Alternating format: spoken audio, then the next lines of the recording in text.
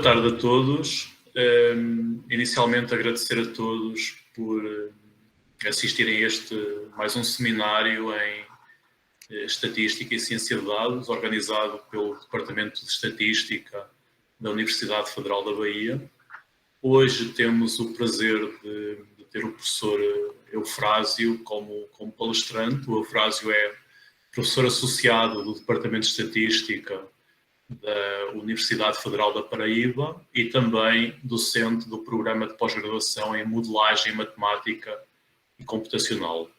Ele tem bacharelado e mestrado em Estatística e doutorado em Ciência da Computação, em Aprendizado de Máquina, pela Universidade Federal de Pernambuco. Os seus principais interesses de pesquisa são modelagem estatística, regressão, modelos lineares generalizados, regressão robusta, regressão cluster-wise, aprendizado de máquina, análise de dados simbólicos, dados com valor de intervalo e métodos de kernel. Ele é o autor de mais de 50 artigos científicos em jornais e conferências internacionais. Foi membro do Conselho de Diretores da secção regional latino-americana da International Association for Statistical Computing e secretário executivo da Associação Brasileira de Estatística. Atualmente é membro do Conselho da Associação Brasileira de Estatística e membro eleito do International Statistical Institute. O Eufrásio hoje vai falar sobre Interval Joint Robust Regression Methods. Inicialmente agradecer ao Eufrásio por estar aqui connosco, por partilhar o seu tempo, falar um pouquinho para nós, partilhar um pouco do seu conhecimento. E Eufrásio, o floor, a atenção é para ti agora. Muito obrigado, Paulo, aí, pelas palavras. Bom, primeiro eu queria agradecer ao Paulo, no qual eu estendo esse agradecimento a todos os colegas do Departamento de Estatística da UFBA pelo convite. É sempre um prazer, mesmo que virtualmente, né, porque Salvador é um dos poucos lugares que é melhor você estar presencialmente do que virtualmente, mas, enfim, essa pandemia também trouxe algumas facilidades, né, que hoje as distâncias, elas terminam sendo menores, principalmente nesse tipo de ocasião, né, então você passa a ter mais disponibilidade para esse tipo de evento. Então, eu queria agradecer pelo convite, dizer que eu sou sempre disponível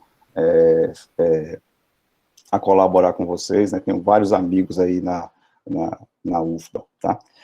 Bom, então, sobre esse tema, né, esse trabalho, é um trabalho conjunto com o professor Francisco de Carvalho, do Centro de Informática da UFPE, e o Ulisses Rosendo. O Ulisses foi meu aluno de iniciação científica, tá? Desculpa.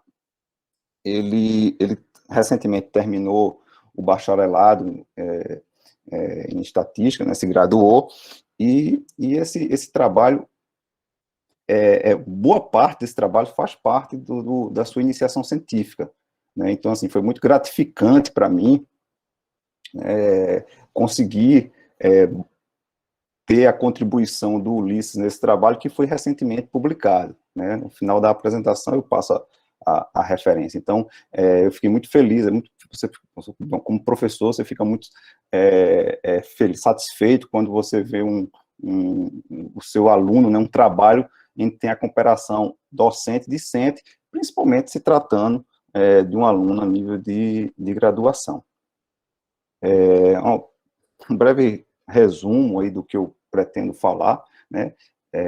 Obviamente, quem tiver alguma pergunta, tá, pode ficar à vontade para perguntar, assim, enfim, não precisa chegar no final da apresentação. Eu vou terminar falando de alguns termos aqui que talvez não sejam tão comuns, como essa questão de dado tipo intervalo, então fiquem à vontade, né?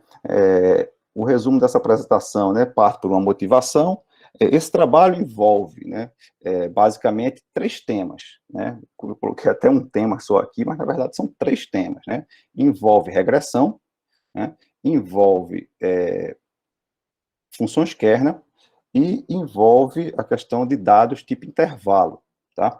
Então, trabalhando dentro dessa perspectiva, a gente apresenta um modelo de regressão para dados tipo intervalo, vou explicar daqui a pouco a ideia de um dado tipo intervalo, né? Só que um modelo de regressão robusta, né? Já que é muito comum quando você está trabalhando com modelagem, né? Mesmo para precisa ser um grande banco de dados, né? É muito frequente a gente se deparar com outliers, né? E a gente sabe que quem trabalha com regressão, outliers sempre é algo que causa algum ruído, né? Então, quando você tem um modelo robusto, você tem, na verdade, uma técnica, né, um estimador, no qual o peso daquela observação que é outlier, na hora de você obter uma estimativa, vai ser reduzido, né? Então, você poderia pensar, por exemplo, como, por exemplo, você tem um conjunto de dados, você tem um outlier, a gente sabe que a média aritmética, ela é afetada por observações que destoam do seu conjunto de dados, já a mediana, não, né? Então, é dentro desse contexto, então eu tenho um estimador, só que dentro de um contexto de regressão, que ele será menos afetado por observações que destoam, né, do teu conjunto de dados, né? Só que isso dentro de um contexto de dado tipo intervalo, tá? E aí a construção desse estimador será feita utilizando funções kernel. Então, com isso aí a gente junta basicamente os três temas. A gente avaliou esse modelo, comparou com outros modelos existentes na literatura através de uma simulação Monte Carlo bem, digamos assim, exaustiva, né? Apresentamos também aplicações a dados reais com resultados interessantes, e aí no final eu traço minhas conclusões.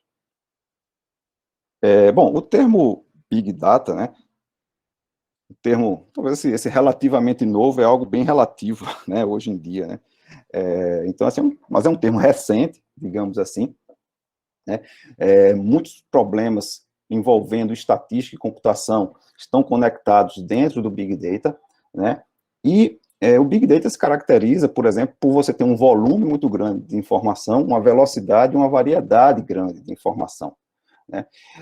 Então, você imagine que você tem um problema de predição, em que esse problema ele acontece de forma quase que online, então o seu modelo tem que estar lá sempre produzindo predições, né? E devido a esse volume e velocidade que as coisas acontecem, pode ser bem provável que você receba como input para fazer as suas previsões, suas predições, observações que destoem da sua base de dados, mesmo que eles pertençam à população de interesse, né? Então, você teria o quê? Você teria a necessidade de ter um método que não fosse afetado por esse tipo de situação. E aí é onde entra a questão dos métodos robustos, né? Dentro do Big Data, o problema de predição é um dos principais, né, uma das situações mais comuns. Então, dentro desse contexto, problemas envolvendo modelos de regressão robusta podem ser úteis para algumas situações da vida cotidiana. Bom, como eu falei, né, de forma mais elementar, né, os outliers são observações que destoam do teu conjunto, né, do teu padrão de dados, certo? Apesar de serem observações que destoam, elas não são raras, né, de serem observadas, e a gente sabe que os estimadores de mínimos quadrados, dentro do contexto de regressão linear, eles são altamente sensíveis à presença de outliers, né? Dentre os principais problemas, as estimativas dos parâmetros são afetadas, né? Você tem problemas, a variância ela passa a ser inflacionada, então você vai ter intervalos de predição mais amplos, você pode inclusive levar à rejeição de variáveis no processo de seleção, já que a variância vai estar superestimada, né? Enfim, e aí dentro desse contexto, os modelos de regressão robustos, eles passam a ser atrativos, né? Uma forma de ilustrar isso aqui, né, a reta vermelha seria um modelo robusto, né? A reta preta seria o modelo OLS, né? E aí o que você tem é exatamente o fato de observações que destoam da tua base, de alguma forma ela afeta as estimativas de um método que não leva em consideração essa questão dos outliers, né? E aí você tem uma reta que nem passa próximo desses pontos, nem passa próximo da tua massa original de dados, né? Então, uma reta digamos assim, bem perdida, né? Enquanto que os estimadores robustos, você passa a produzir uma equação de regressão em que essas observações, elas vão ter um peso muito pequeno nas estimativas dos parâmetros, e aí com isso você tem uma reta que realmente representa o problema em questão.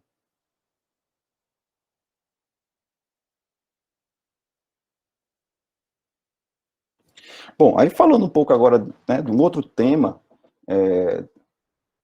desse trabalho, é a questão da análise de dados simbólicos, né? Acho que talvez poucas pessoas, né, é uma área que já tem algum tempo, né, já tem cerca de 20 anos que surgiu o primeiro livro na área de dados simbólicos, mas é uma área ainda em crescimento, né, com um potencial enorme, principalmente porque atualmente você tem a coleta de dados desestruturados ou de várias fontes, faz com que você tenha dados com um tamanho massivo, né, bastante grandes, e dados complexos, né? Então, por exemplo, dentro da análise de dados simbólicos, as suas variáveis, né, elas podem aparecer sob forma de intervalo, sobre observações multivaloradas, você pode considerar ou seja, cada valor da sua variável como um histograma, tá? Então, essas variáveis, elas têm uma característica um pouco diferente do que a gente conhece atualmente. Elas podem surgir a partir da própria natureza do fenômeno em investigação, né? Como, por exemplo, imagine que você tem uma série temporal, né? Onde você tem um problema de previsão futura de bolsa de valores, por exemplo, né? Então, é muito comum, quando você tem esse tipo de situação, você escolher uma informação que representa o comportamento daquele fenômeno. Então, geralmente, o que a pessoa faz? Pega o valor de fechamento. Então, a sua série representa o valor de fechamento da ação né, dentro de um intervalo de tempo. E aí você vai fazer a predição, você está calculando o valor esperado desse valor de fechamento. Mas imagine que, ao invés disso, você pudesse pegar o mínimo e o máximo.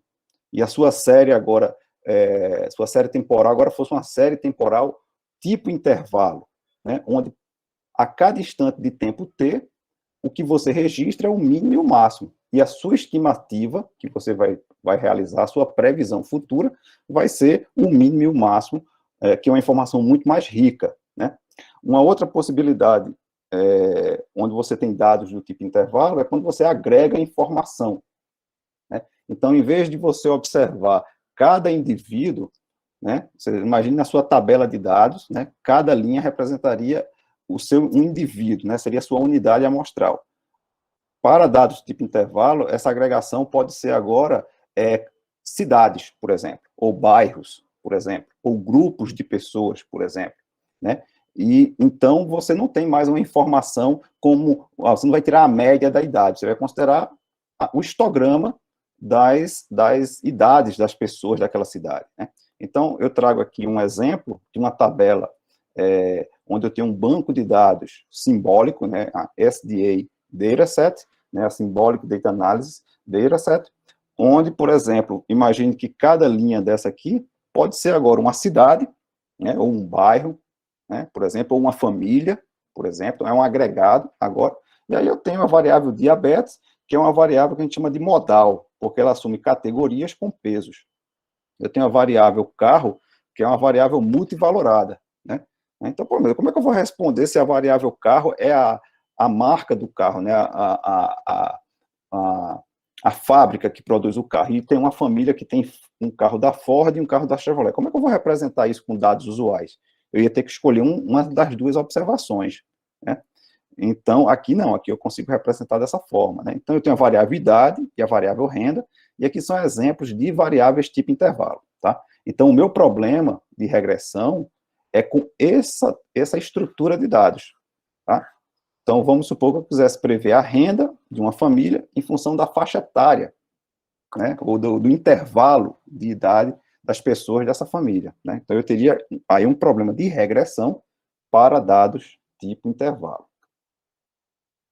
Bom, o terceiro tema, né, que envolve esse trabalho tem a ver com funções kernel, né? As funções kernel, elas têm sido utilizadas em várias áreas da estatística, várias áreas de aprendizagem de máquina, né? Por exemplo, problemas de classificação, né, regressão, agrupamento, né, estatística não paramétrica, séries temporais, tá?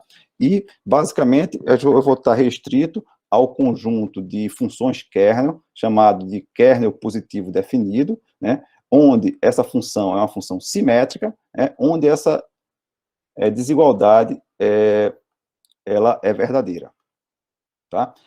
Basicamente, a ideia por trás das funções kernel é você analisar os seus dados, transformar, digamos assim, né, tentando falar num linguajar mais simples, é você transformar os seus dados e levar esses dados para um espaço de alta dimensão, né, onde nesse espaço de alta dimensão, por exemplo, num problema de classificação, as classes fossem linearmente separáveis. Então, no espaço original, as classes não são linearmente separáveis, eu precisaria de uma função não linear para separar os dois grupos, mas nesse espaço de mais alta dimensão, as classes são linearmente separáveis. Então, como o meu problema é de classificação, eu prefiro trabalhar nesse espaço de mais alta dimensão, eu vou ter uma taxa, como eu vou conseguir classificar, separar mais facilmente, minha taxa de acerto vai ser maior, né, do que trabalhar no espaço original, tá?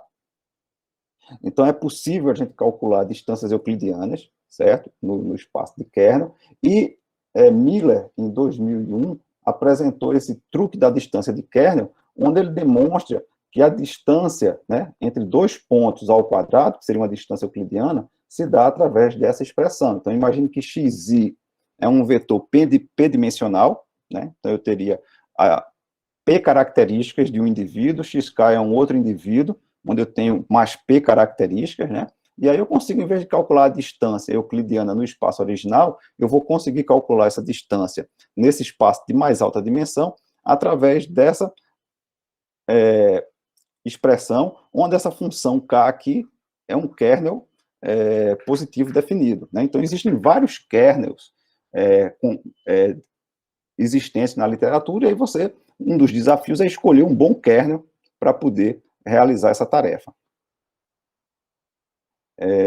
Bom, então, tentando agora apresentar um pouco mais o problema em questão, tá? Então, vamos supor que o meu problema é o seguinte: eu tenho uma amostra, né, até aqui não tem novidade nenhuma, eu tenho, né, N observações, certo? Né? Então, eu tenho um conjunto de indivíduos descritos por P mais 1 variáveis tipo intervalo. Então, Z vai ser uma variável resposta tipo intervalo, tá? W1, WP, um conjunto de variáveis explicativas, né? P variáveis explicativas, tá? E aí, cada indivíduozinho, ele vai ser representado pelos seus valores da variável resposta e das variáveis explicativas, as variáveis independentes. Então, por exemplo, o indivíduo I, né, a variável WJ, né, então, WJ do indivíduo I, ela vai assumir o valor AIJ, que seria o limite inferior da variável J para o indivíduo I, BIJ, o limite superior da variável J para o indivíduo I. Então, eu vou ter aqui um intervalo, e o meu ZI, que seria a minha variável resposta, também. Eu vou ter um ZLI, o limite inferior da variável resposta para o indivíduo I, e o limite superior da variável resposta para o indivíduo I, né? Tanto nesse caso como nesse, né? A é menor que B, menor ou igual que B. Se A for igual a B, eu teria um dado que a gente chama usual, né? Um dado que não é intervalo, né? A mesma coisa aqui, ZLI é menor ou igual que ZLU, tá? Só que aí, ao invés de trabalhar com esse tipo de estrutura de dados, eu vou considerar agora, por exemplo, Y1, né, X1J, por exemplo, para receber as informações dos limites inferiores das minhas variáveis tipo intervalo. Y2, Y2J, vai receber as informações dos limites superiores das variáveis tipo intervalo. Eu posso trabalhar com limite inferior e limite superior, ou posso trabalhar também, por exemplo, com o centro e a amplitude dos intervalos, né? Então, eu posso dizer que Y1, X1J, né, vai receber o centro dos intervalos, o ponto médio, né? O centro, você somar, está aqui, ó. Cadê aqui? Pronto, está aqui. Eu somo os limites e divido por 2, então eu tenho um ponto médio do intervalo. E Y2, X2J, eu tenho a amplitude dos intervalos, tá? Então, aqui eu tenho, na verdade, é metade da amplitude, né? Porque eu calculo a diferença entre os limites e divido por 2, né? Então, eu passo a ter agora x1j, os centros, x2j, as amplitudes das variáveis independentes, y1, que seria o ponto médio da variável resposta, y2, metade da amplitude da variável resposta. Então, eu saio de um problema de intervalo e duplico, digamos assim, o meu problema, um dobro de variáveis, mais variáveis que assumem valores, né, pontuais. Só que eu vou considerar agora vetor aleatório, né, um vetor y, que vai ser formado, pode ser formado pelos limites inferiores, se isso aqui eu estou trabalhando com o limite inferior, ou com o centro de amplitude. Então, agora, o meu vetor yi vai estar associado a um vetor de médias, mi, onde mi1 e mi2, cada um desses tem uma estrutura de regressão.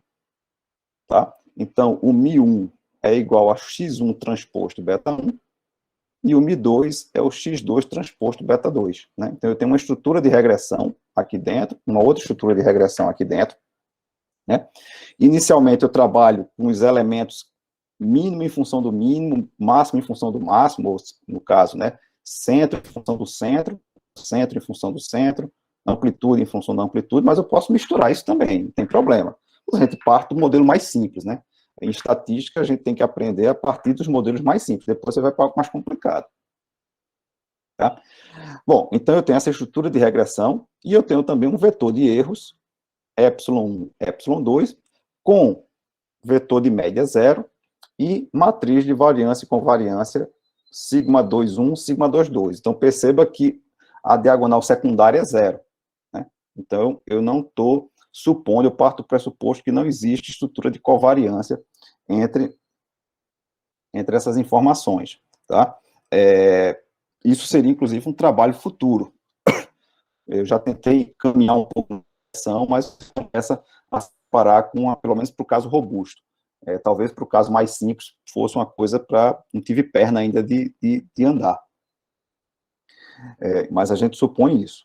Bom, então a ideia, né, é utilizar o método dos mínimos quadrados. Por quê? Porque é um método onde eu não preciso supor nenhuma distribuição de probabilidade para o meu erro aleatório. Né? A grande vantagem dentro de uma estrutura de regressão linear usar mínimos quadrados é que você não precisa supor normalidade. Você vai supor normalidade para fazer inferência. Você precisa supor apenas que o erro é uma variável aleatória com um valor esperado e com uma variância, uma estrutura de variância com a variância conhecida. Mas a distribuição que isso tem, eu não preciso para obter as estimativas dos parâmetros. Né? Então, utilizando agora a questão do kernel, né, a kernel trick, né, utilizando agora a kernel trick, ao invés de eu calcular a soma de quadrado dos erros, né, já que yi menos mi é o meu erro, em vez de calcular isso no espaço original, eu vou para o espaço de alta dimensão, né, que o kernel me permite, e usando o truque da distância de kernel, a minha função objetivo passa a assumir essa expressão 1 aqui. Né? Aí eu preciso escolher um kernel. Escolhemos o kernel gaussiano, né, que exatamente é o núcleo da distribuição normal, né? Aquela exponencial, o valor menos a média ao quadrado, né, menos meio disso, dividido pela variância. Aquilo ali é o núcleo da distribuição normal, que é exatamente o kernel gaussiano. Então, ele apresenta várias facilidades matemáticas, e a gente passou a trabalhar com ele. Né? Outros kernels podem ser usados? Pode. Bom, aí você também vai ter que ter, digamos assim, um esforço matemático maior, mas é uma coisa que, inclusive, que também está em aberto. E aí, usando o kernel gaussiano, esse K de YY e esse K de Mi é igual a 1. Então, essa expressão 2 passa a assumir essa forma aqui, desculpa, a expressão 1, né, perdão, passa a assumir essa forma 2. Bom, aqui está a ideia do kernel gaussiano, lembrando que tanto o y, né, tanto esse y como esse mi, né, são vetores de dimensão 2, né, E aí, o meu kernel gaussiano, ele assume essa estrutura, onde esse sigma aqui é a minha matriz de variância e covariância, né? Devido à propriedade da exponencial, eu consigo quebrar, né, essa exponencial aqui desse termo como o produto de dois kernels, o kernel de y1 e o kernel de y2, tá? Esse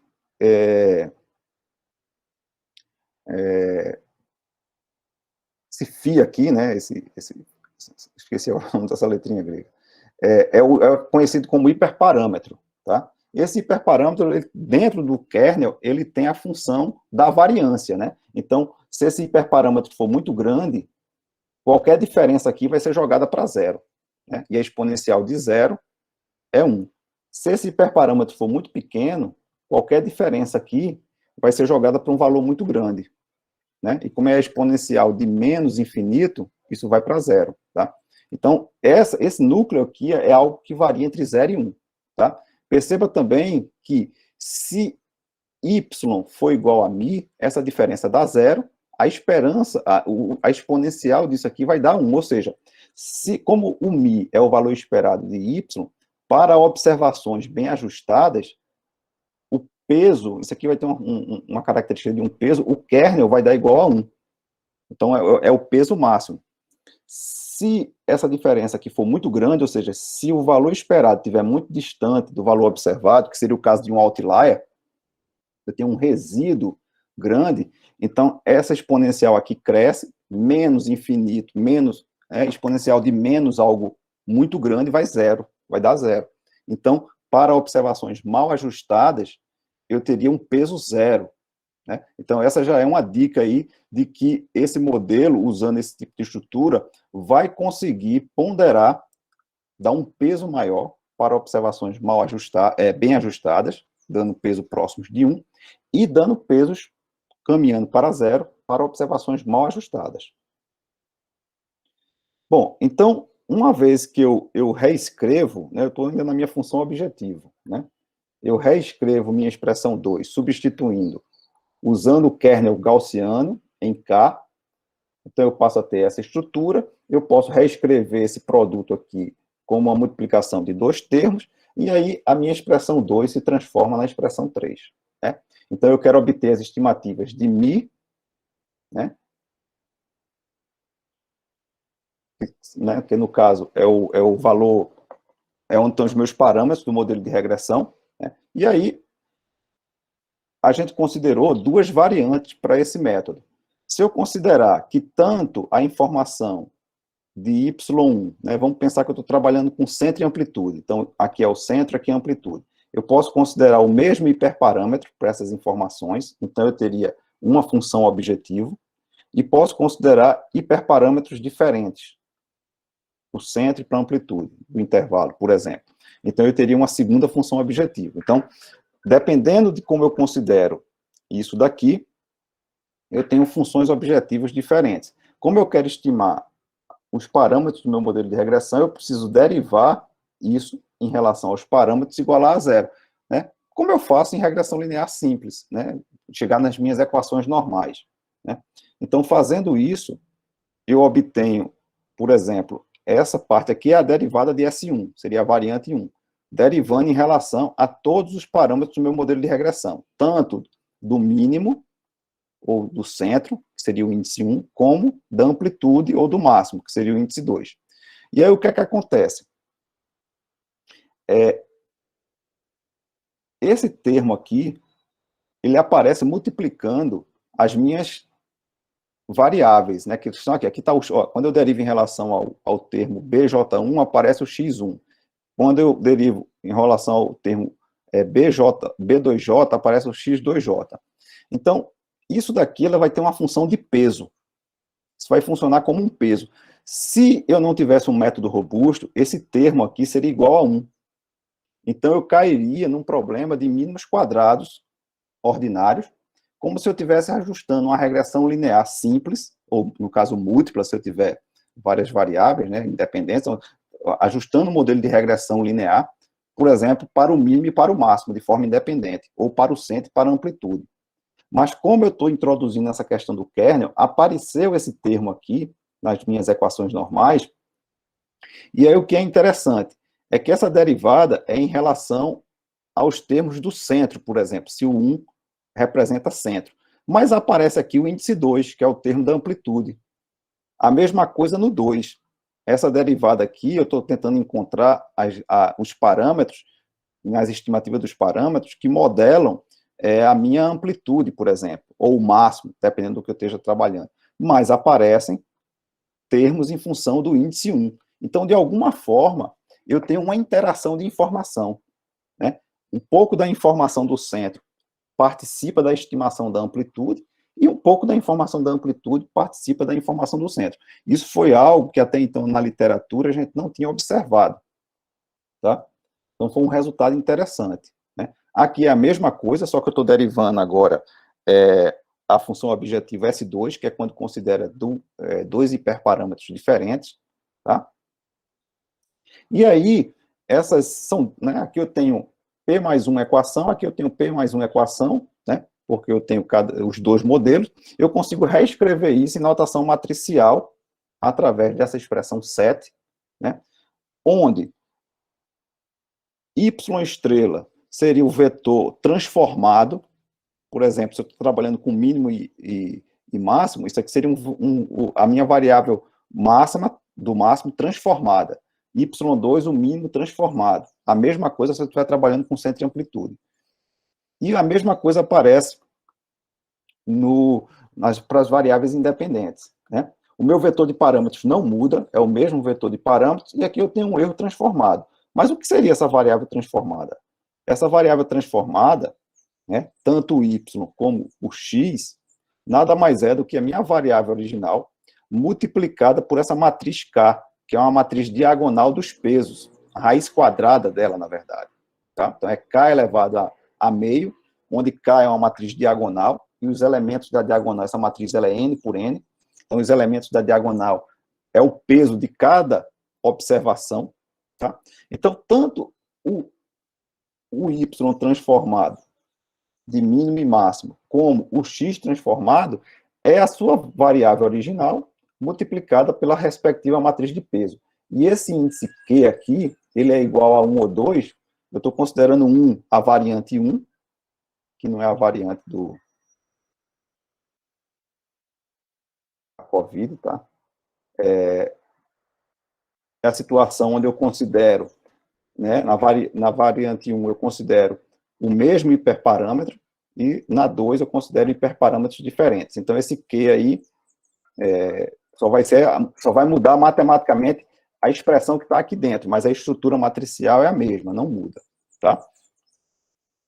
Bom, então, para, né, obter as estimativas do meu modelo robusto, eu preciso, então, encontrar esses betas aqui, tá? E aí, não tem problema, eu vou, né, reescrever esse S aqui como a soma de quadrados dos erros das variáveis transformadas agora, que é a expressão 10, né? E aí eu vou chegar nas expressões 11 e 12, que representam, né, caso, uma vez considerando que as x'1 e x'2 possuem posto completo, né, as minhas estimativas de mínimos quadrados, né? Entretanto, essa solução aqui, ela vai necessitar de uma solução interativa. Por quê? Porque a matriz K, ela é calculada em função do μ, né? Então, eu preciso estimar o μ para poder achar a estimativa de K. Então, isso vai cair num processo de mínimos quadrados ponderados, interativos, né? Onde esse algoritmo aqui representa exatamente esse processo. Então, como é que funciona? Eu inicio com minha matriz K como uma identidade, independente da variante que eu utilizo, se é a variante 1 ou a 2, eu começo com a matriz identidade. O que é interessante disso é que, previamente, eu considero que não existe outlier. Então, não existe nenhuma informação a priori dada pelo investigador sobre as observações, né? Então, eu começo considerando que é a matriz identidade, e aí o meu beta 1 zero e o beta 2 zeros é exatamente o estimador de mínimos quadrados, já que esse K aqui vai ser a identidade. eu calculo o mi-chapéu, calculo minha função objetivo no passo 0, e aí quando eu entro para o passo de ajuste, o fitting step, eu recalculo esse K, que era a identidade, eu recalculo o K, porque ele é função do Y, que não muda, e do Mi, que foi estimado no passo anterior. Então, já aqui, os valores estimados de Y que forem próximos do valor observado, aquela exponencial vai ficar próxima de 0, e a exponencial de 0 é 1. Vai ter um peso grande aquela observação na estimativa dos parâmetros. Se esse valor esperado for muito distante do valor observado, por exemplo, um outlier pode se configurar isso, uma observação mal ajustada, aquela exponencial vai dar um valor grande, porque eu vou pegar essa diferença, vou elevar ao quadrado e vou pegar o negativo. Então, aquela exponencial vai caminhar para 0. Então, eu vou dar um peso menor para essa observação. Então, eu calculo o K, certo? A partir do K, eu reestimo os betas. Então, esses betas aqui já são estimativas robustas em relação ao passo anterior, né? Recalculo os mis e calculo a função objetivo. E aí, vou verificando se a diferença, né, entre o passo T e o passo T menos 1 é menor do que não um epsilon, né? Eu botei esse epsilon aqui, mas epsilon eu já usei para erro. Um delta, né? Então, é menor do que um delta, ou se eu excedo um número máximo de interações. Aí, inclusive, a gente mostra no artigo a convergência desse algoritmo, a convergência rápida. Bom, então essa era a ideia do método, né? Então, a gente começou agora a comparar esse modelo com outros métodos existentes na literatura. Então, no artigo, a gente compara a nossa abordagem com outras 4. Esse método aqui também eu propus há uns 2 anos atrás, também considera kernel, mas a gente não considera essa interação, ou seja, nas equações normais não aparece aquela interação que eu comentei. Esse modelo IRR representa uma regressão usando o estimador M, estimador de Huber, né, para dar tipo intervalo. Esse modelo QIR é uma regressão quantílica para dar tipo intervalo. E esse modelo SSLR seria um modelo simétrico, né, usando distribuição T para dar tipo intervalo. Tá? Então, a gente considerou 3 abordagens, aliás, 5 abordagens, é a nossa e mais 4. Consideramos 10 cenários. Primeiro cenário sem outlier. Outro cenário com outlier em relação à informação de Y, no centro e na amplitude. Outros cenários com outlier no X, no centro ou na amplitude. E o que chama de bad leverage point, que é quando eu tenho outliers tanto no centro quanto na amplitude. Só em X, só em Y, em ambos. Né? Consideramos 3 tamanhos de amostra, que tem um errinho de digitação, então 50, 200 e 500 observações, 6 percentuais de outlier, desde 0% de outlier até 30% de outlier.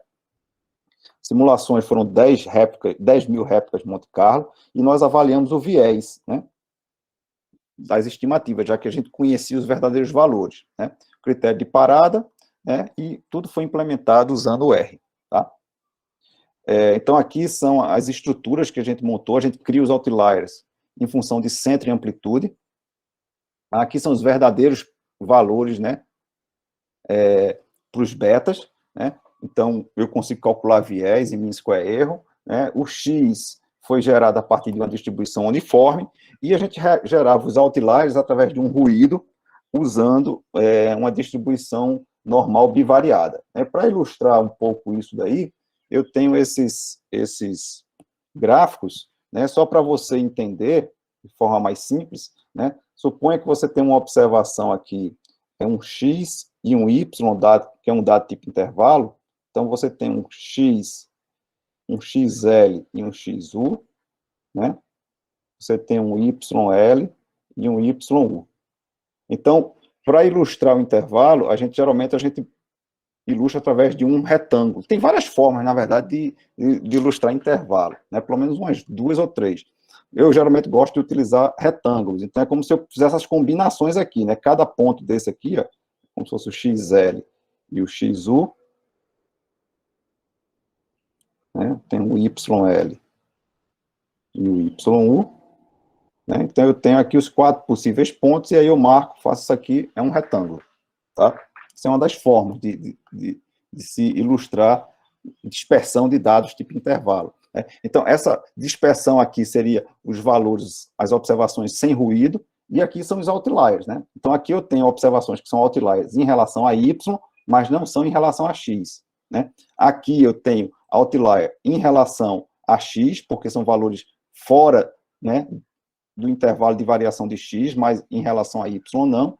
E aqui eu tenho outlier em relação a y, desculpa, y e a x também, né? Aí a gente tem aqui só no centro, só na amplitude e nos dois. Então a gente tem 9 cenários, mais a situação sem intervalo, que seria essa reta aqui, sem esses retângulos vermelhos, tá?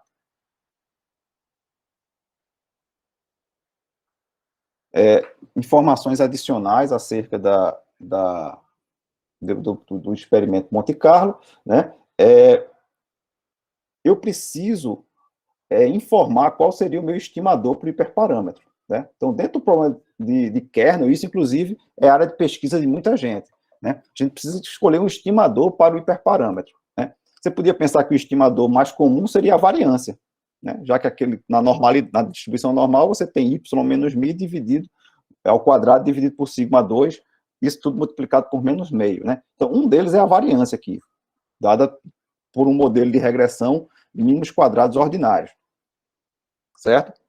Variância, eu ajusto o modelo de regressão linear para o mínimo e para o máximo. Para cada um desses, eu pego a variância, ou para o centro e para a amplitude, dependendo do característica que eu estou trabalhando. Então, um dos hiperparâmetros é a variância, mas existem outros na literatura. Tem esse aqui que é bem famoso, o S1, proposto por Caputo, tem a mediana do resíduo ao quadrado, certo?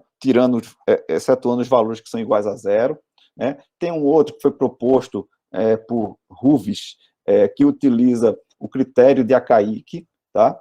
Esse paper, inclusive, foi no Journal Royal Statistical Society, e tem um trabalho de 2014 que utiliza uma covariância para dado tipo intervalo. Então, a gente resolveu pegar isso e considerar o hiperparâmetro. Só que eu tenho aquela situação, que seria a variante 1, que o hiperparâmetro é o mesmo, né? E tem situações que eu tenho que o hiperparâmetro é diferente.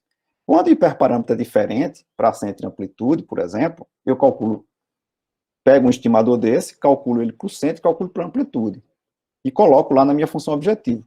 Mas e quando ele for o mesmo?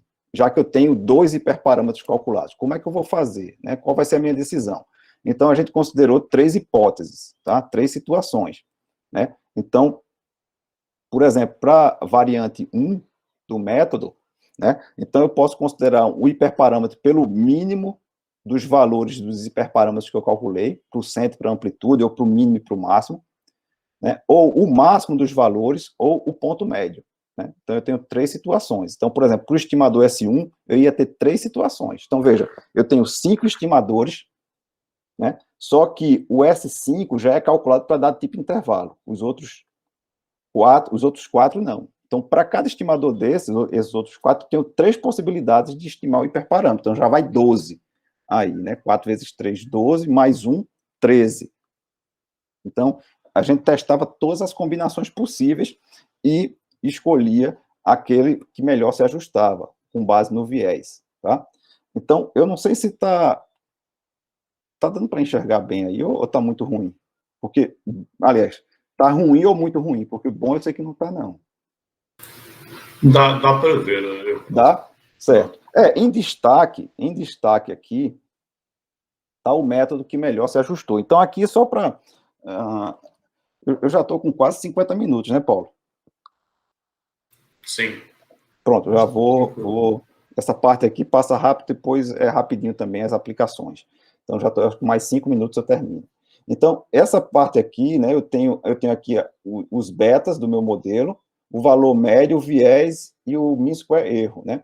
Então, observe que o viés é sempre próximo de zero, quando eu não tenho outlier. Isso é uma informação importante, porque demonstra que os métodos robustos também funcionam razoavelmente bem para dados sem outlier, e aqui foi o método que melhor se ajustou, né? Foi a segunda variante com essa combinação de hiperparâmetros, S1 e S2.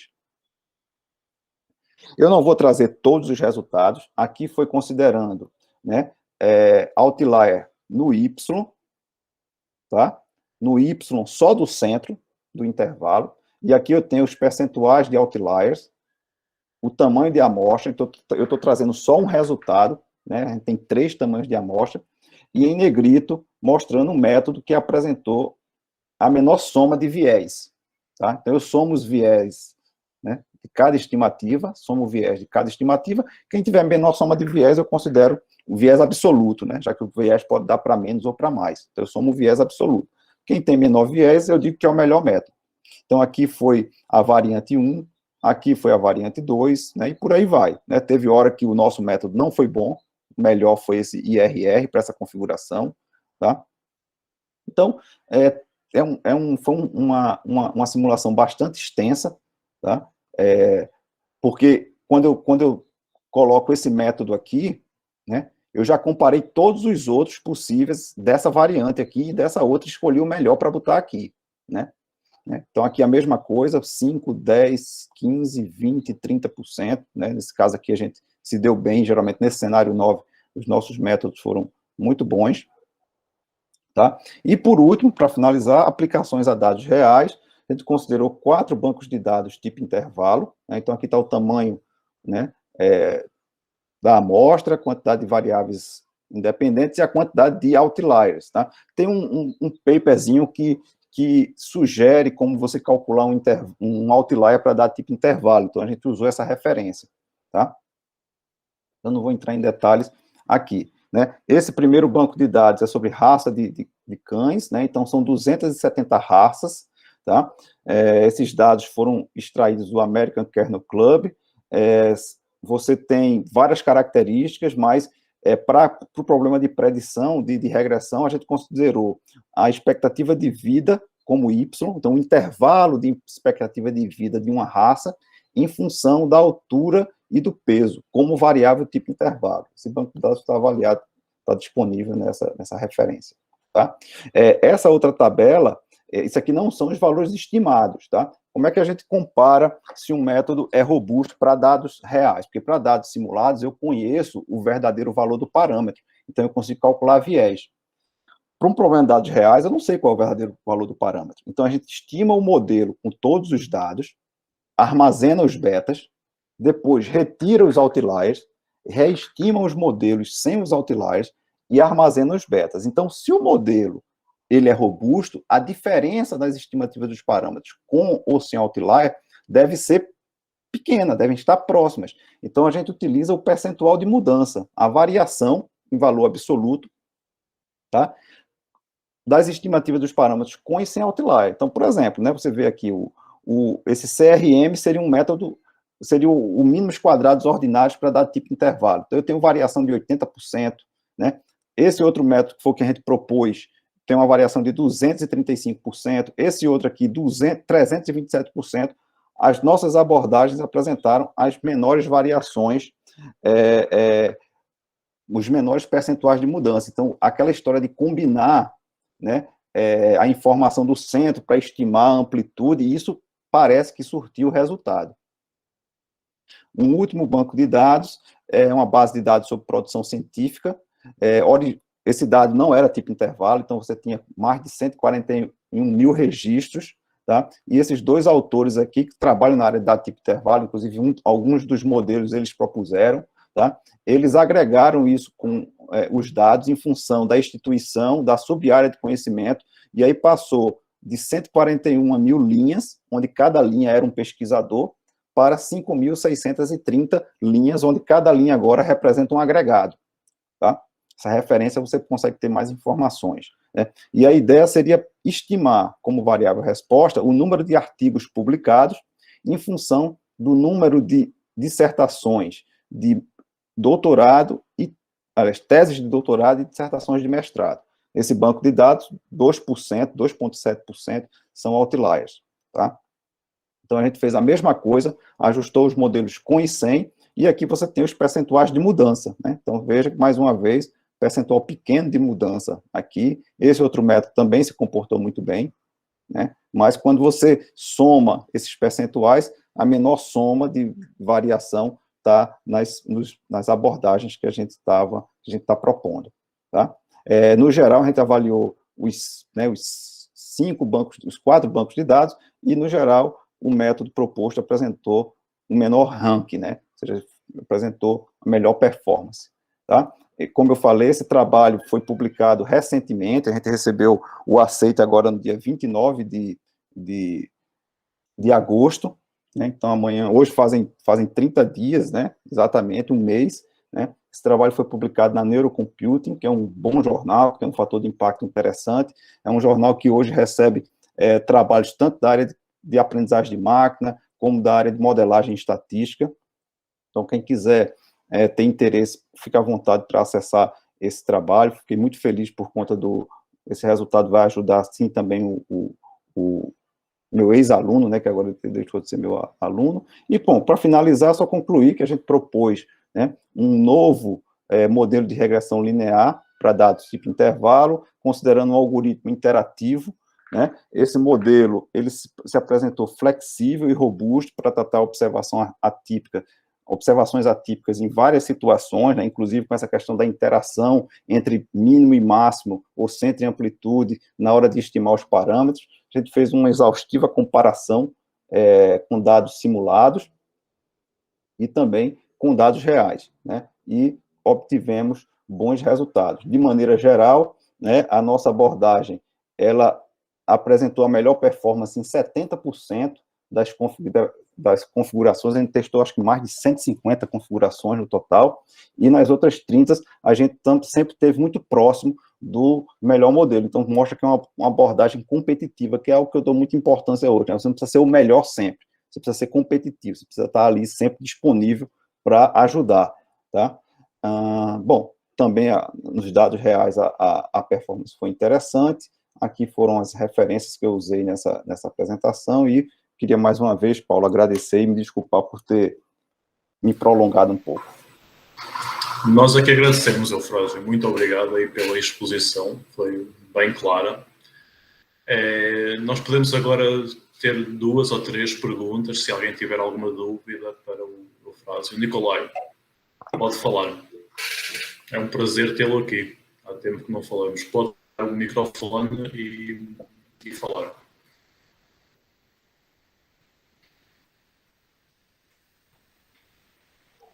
Está no chat, é? Não, eu acho que... Nós não estamos ouvindo ainda, Nicolai. Oi, agora está ouvindo? Agora sim. Eufrásio, parabéns para esta apresentação. Obrigado. Eu quase virei especialista na sua área.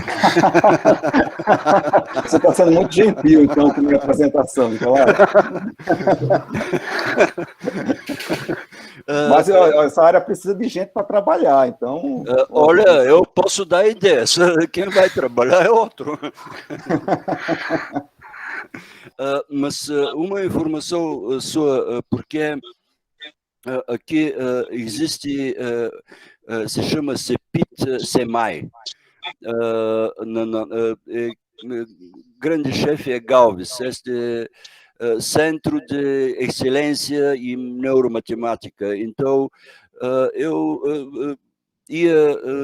sugiro que você mande para Antônio Galvez esta sua publicação. Ele pode achar bastante dinheiro para você. Mas seja gentil com ele, tá? Não, eu vou escrever aqui na chat, se chama CEPIT, CEPIT Neuromat. Este é um grande projeto no estado de São Paulo. Tem 13 projetos deste tipo, bem financiados.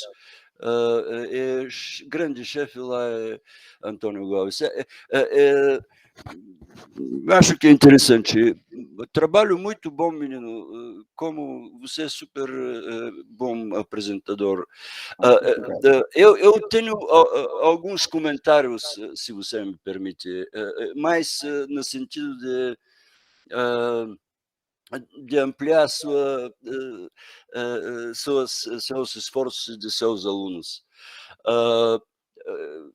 Talvez estou errado, mas eu acho que erros que você observou, de fato, são independentes no seu modelo.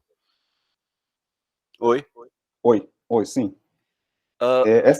Certo, pode falar. Não, eram independentes. A questão dos erros. Isso. Essa questão dos erros serem independentes é uma questão bem interessante. Geralmente, quando você tem um modelo bem ajustado, você não tem problema de dependência entre os erros, tá? E uma outra coisa que a gente geralmente eu venho observando, principalmente quando a gente trabalha com dados reais, é que quando você trabalha com o mínimo e o máximo, você tem uma maior dependência entre essas informações, mas quando você trabalha com centro e amplitude, você, de alguma forma, você torna as coisas mais independentes. Em contrapartida, como a gente está usando a estimação, usando mínimos quadrados, né, e dentro das equações normais aparece essa interação, essa possível interação, do ponto de vista matemático, então, de alguma forma, se existir alguma dependência entre né, essas características dos intervalos, elas, de alguma forma, vão aparecer nas estimativas dos parâmetros. Tá. Não, minha ideia é a seguinte, a gente não pode evitar dependência, mas na todo o seu procedimento que você apresentou, se você coloca uma cópula que junta os zeros, você pode estimar parâmetro de cópula separadamente de suas algoritmos, você entende? Sim, este vai enriquecer entendo. o modelo. Eu não sei se você sabe o que é cópula, mas acredito Sei. que você sabe. Eu tenho um trabalho com cópulas, usando exatamente para dar tipo intervalo. A gente considera exatamente, né, pelo teorema de Sklar, né? Você considera as marginais, né? E aí você encontra uma estrutura de dependência, né? E aí você otimiza isso usando, por exemplo, máxima verossimilhança, né? Não, você pode usar qualquer coisa, mas cópula eu acredito que vai dar uma nova luz e vai oxigenar um pouco este modelo perfeito que você sugere. Certo. Esta é uma... a gente nunca trabalhou dentro desse contexto de robustez, eu acho que seria um ganho interessante. Olha, tem um trabalho interessante de um time de Geneva com esta abordagem. Se você tem interesse, posso mandar depois por favor, a referência. Mas é importante, eu mando, você vai mandar o quê?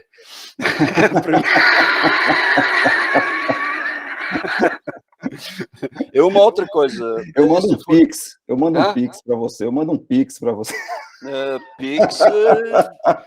Pix com alguma retorno equivalente. A informação é importante. Uma outra coisa, menino. Você tentou fazer combinatorial optimization? Não. Tenta. Certo, tá. Tenta, porque combinatorial optimization você pode excluir parte de outliers, é uma método bem conhecido na área de regressão robusta. Tá. Eu nunca fiz, mas sei que existe, até que é preferível, vai ter mais iterações para este procedimento, mas computadores são muito bons hoje em dia. Sim. Não, e se você ganha em ajuste, então vale a pena, né?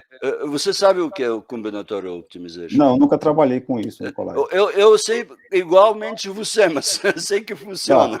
Não, tá joia, não, mas aí a ideia é essa, pegar alguma coisa aí e tentar ver se Paulo, posso dizer mais uma coisa? Só mais uma. Você me restringe já.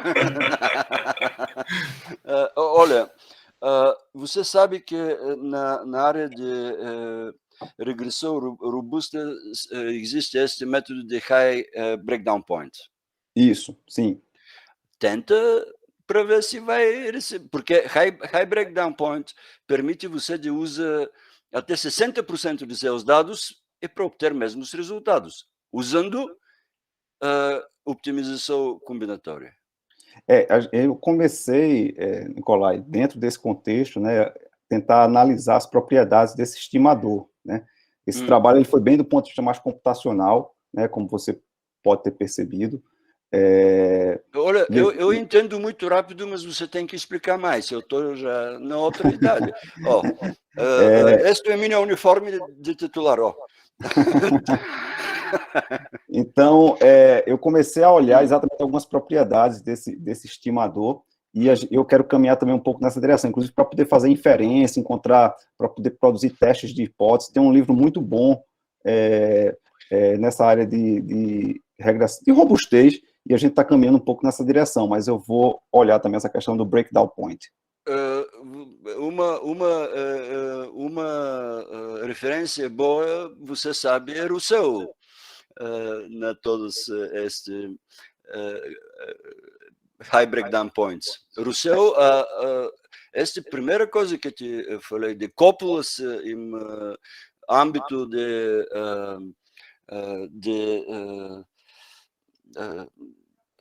esqueci nome, de robustness, exatamente desenvolvido de alunos de Rousseau, na Genebra. Você deve saber, lá tem um time muito forte.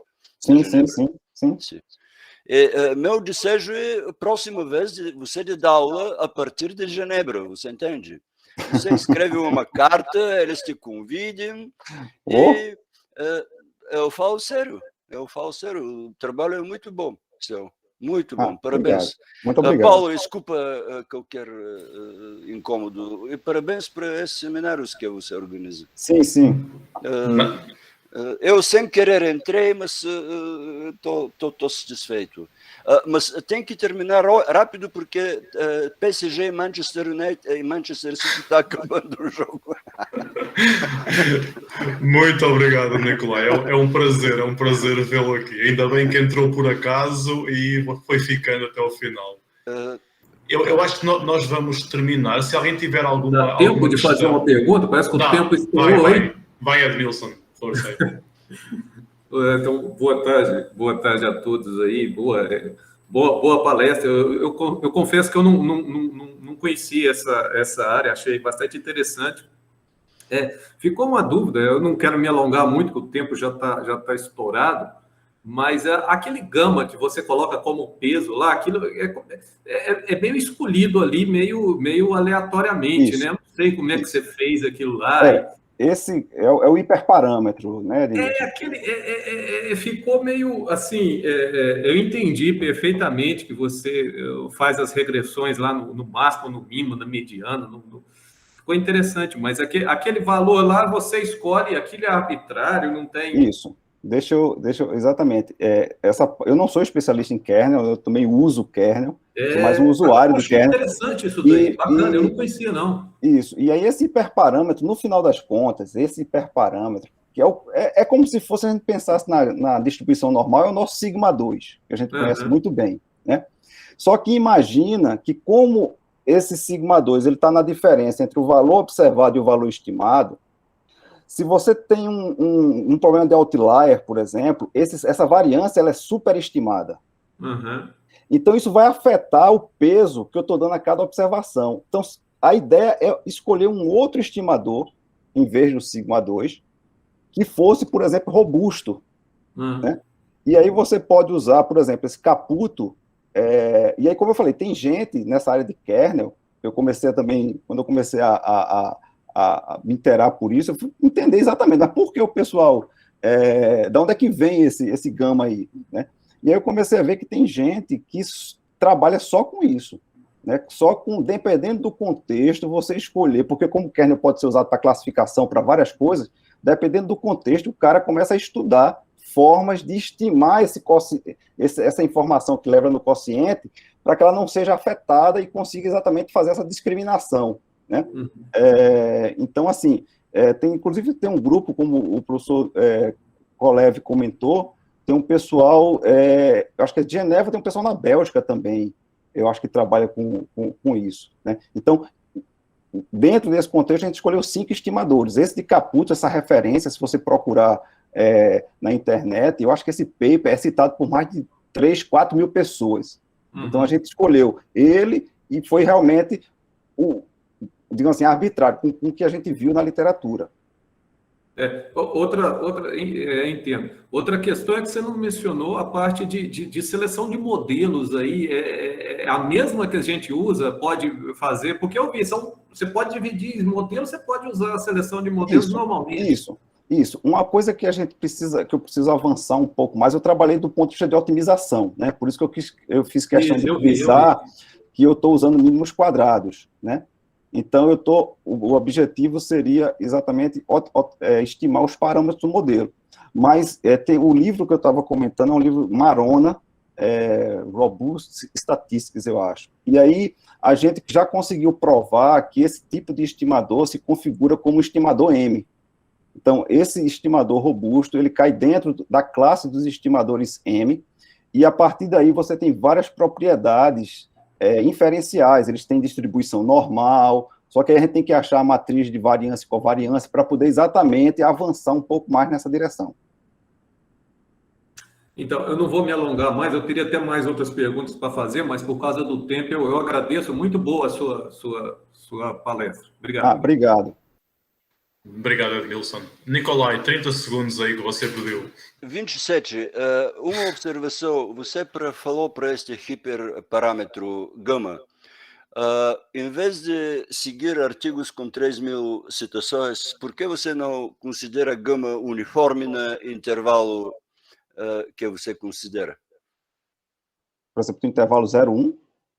Pode ser 0,1, ou no intervalo que você considera, porque você não vai ter muito mais parâmetros, mas se você tem gama uniforme,